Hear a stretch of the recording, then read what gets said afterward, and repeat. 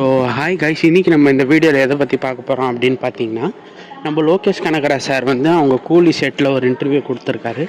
And அந்த interview எதை பற்றி பார்த்தீங்கன்னா, நம்ம சூர்யா சாரோட ரோலெக்ஸ் படத்தை பற்றி. அண்ட் ரோலெக்ஸ் படத்தை யார் ப்ரொடியூஸ் பண்ண போகிறா அப்படின்னு பார்த்தீங்கன்னா, நம்ம ஜனநாயகன் ப்ரொடியூஸ் பண்ணுற கேவிஎன் ப்ரொடக்ஷன்ஸ் தான் ப்ரொடியூஸ் பண்ண போகிறாங்க. இது ஒரு ஹை பட்ஜெட்டான படம் அப்படின்னு சொல்லப்பட்டிருக்கு. அண்ட் லோகேஷ் கனகராஜ் சார் என்ன சொல்கிறாரு அப்படின்னு பார்த்தீங்கன்னா, ரோலெக்ஸ் கதை நான் எழுதும்போது இது வந்து ஒரு ஸ்டாண்டர்டன் ஃபிலிமாக தான் எழுதியிருந்தேன். பட் இப்போ ஃபேன்ஸுக்கு மத்தியில் இம்பேக்ட் அதிகமானதுனால இந்த படத்தை வந்து எல்சியூவில் கனெக்ட் பண்ணலாம் அப்படின்னு இருக்கேன்.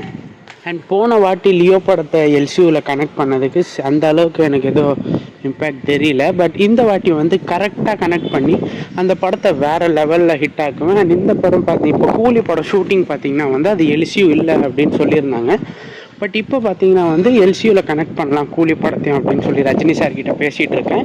இன்கேஸ் அவர் ஓகே சொல்லிட்டார் அப்படின்னா நம்ம வந்து கூலி படத்தையும் எல்சியூவில் பார்க்கலாம் அப்படின்னு டாக்ஸ் போயிட்டுருக்கு கைஸ். அண்ட் விக்ரம் 2 பார்த்தீங்கன்னா தான் வந்து எல்சியோட எண்ட் கேம் அப்படின்னு சொல்லியிருந்தாங்க. ரோலெக்ஸ் படம் கைதி 2க்கு அடுத்து தான் ரோலெக்ஸ் வரும், ரோலெக்ஸ் அடுத்து விக்ரம் 2 வரும். அண்ட் ரோலெக்ஸ் வந்து எல்சியூவில் கனெக்ட் ஆகிறத பற்றி உங்கள் ஒப்பீனியன் என்ன அப்படின்றத கமெண்ட் பாக்ஸில் சொல்லுங்கள் கைஸ்.